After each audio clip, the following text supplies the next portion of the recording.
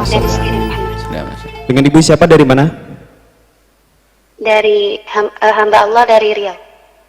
Dari Riau. Ya. Baik, silakan. Baik, silakan ibu bertanya langsung kepada Buya. Ya. Assalamualaikum Buya. Waalaikumsalam warahmatullahi wabarakatuh. Begini Buya, kan kalau dengar kebaikan itu kan kayak suatu kebaikan itu bagusnya kan kita kasih tahu kepada orang terdekat ya.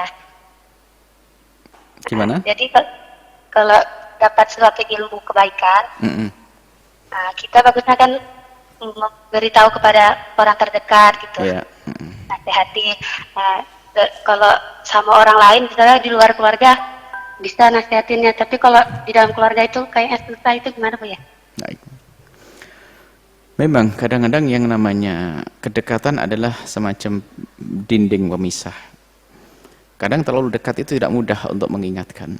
Banyak faktor, banyak alasan. Ya khawatir takut tersinggung. Karena itu orang yang sangat aku cintai. Kalau tersinggung nanti malah lari dariku dan sebagainya. Sebenarnya adalah faktor kedekatan. Jadi faktor dekat itu sendiri kadang menjadikan orang susah mengingatkannya. Yaitu tadi. Karena kita takut kehilangan dan sebagainya. Baik. Yang jelas memang ada orang seperti Anda itu dan banyak, bukan Anda saja. Bahkan bukan kelas-kelas orang biasa. Kelas seorang ustadz atau ustadzah pun kadang belum tentu dia bisa dan berani menegur anaknya. Karena itu tadi. Faktor yang sangat kedekatan. Akan tapi mari kita kembalikan kepada semangat. Tujuan daripada kita mengingatkan adalah karena Allah. Bukan karena kita ingin dibalas dia dengan senyuman atau dibalas dia dengan kebaikan.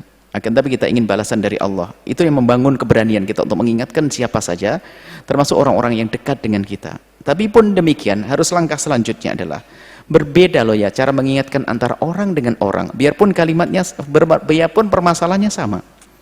Di dalam kita menghadirkan, menyodorkan, menghaturkan itu berbeda. Kita menyuruh dengan perintah yang sama kepada anak kita, berbeda kita menyuruh dengan orang tua kita, berbeda kita menyuruh dengan istri kita, berbeda kita menyuruh dengan tetangga kita. Padahal tujuannya adalah sama, menyampaikan masalah itu. Jadi ada apa namanya, ada muqaddimah atau sesuatu yang mengiringi ini untuk sampai ke sana. Maka ini perlu namanya kecerdasan. Kalau dengan sahabat mungkin Anda bisa mudah langsung, ya ukhti, tolong ini loh ya, ini saya dengar begini-begini. Tapi kepada ayah belum tentu. Kenapa? Mungkin pernah punya pengalaman waktu Anda mengingatkan dimarahi, ya kan? Berarti nggak bisa Anda melakukan cara yang serupa. Maka mempelajari, intinya begini, Anda harus berusaha untuk bisa menyampaikan. Dan pertanyaan Anda sangat masuk akal. Hanya sekarang Anda harus tahu bahwasanya nggak boleh, aku harus bisa mengingatkan saudara saya atau menyampaikan pada saudara saya. Cuman sekarang langkah yang harus Anda tempuh adalah cara seperti apa. Nah, mungkin dengan cara bukan berasa basa nasihati, mungkin kita seolah-olah bertanya, atau mungkin dalam momen-momen tertentu kita seolah-olah nasihati anak kita di saat ada, misalnya nasihati adiknya di saat ada abangnya.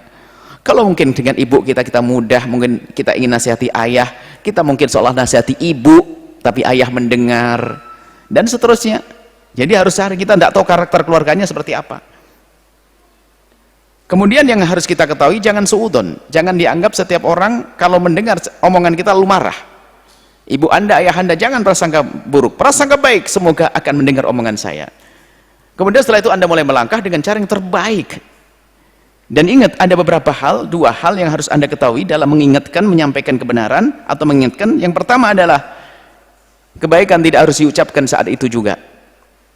Artinya Anda harus memilih waktu yang tepat untuk menyampaikan kebaikan dan kebenaran tersebut kepada orang dekat Anda.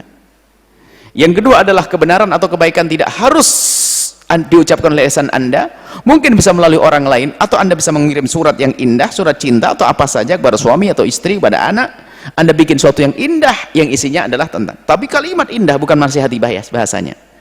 Ingat dua hal. Kebenaran tidak harus diucapkan saat itu, artinya Anda harus pilih waktu. Jangan Anda dapat hari ini langsung Anda sampaikan malam hari, enggak, mungkin minggu depan. Cari momen yang tepat, waktu yang tepat. Kemudian, dan kebenaran atau kebaikan tidak harus diucapkan oleh lidah Anda, bisa jadi melalui lisan orang lain. Atau Anda membuat, mohon maaf, membuat yang namanya nomor gelap, nomor kaleng, nomor gelap, tapi tujuannya baik. Anda mengirim. Pertama jangan mengirim langsung berkenaan dengan itu. Misalnya, mohon maaf, ini berkenaan dengan orang tua, ayah misalnya, punya kesalahan, Anda ingin mengingatkan dia, oh jangan. Anda bikin nomor saja, tapi beri kiriman yang bukan urusannya nasihati dia. Kiriman saja ucapan terima kasih, Bapak selama ini Masya Allah telah bantu ini di masjid ini, di kampung ini Bapak Insya Allah termasuk orang yang berjuang di masjid, terima kasih semuanya. Oh, ayah Anda sudah nyimpan, padahal ngirim Anda. Setelah itu berikutnya ini, baru yang ke-10 mungkin Anda baru mengirimkan pesan untuk orang tua Anda, tapi bukan atas nama Anda. Itu lebih tulus, tidak ketahuan Anda yang menasihati, dan Anda tidak terlalu beban. Atau membuat surat cinta kepada ayah Anda. Assalamualaikum ayah, ayah adalah imam kami di rumah ini, ayah adalah begini, ayah adalah anak keriduan, ayah adalah segalanya untuk kami. Terus di ujung-ujungnya Anda bisa menasihati. Jadi perlu cara yang indah, yang cantik dalam menyampaikan kebenaran. Hak adalah perlu disampaikan, tapi harus dibungkus dengan akhlak. Itulah cara yang diajarkan oleh baginda Nabi Muhammad sallallahu alaihi wasallam. Wallahu a'lam bishawab.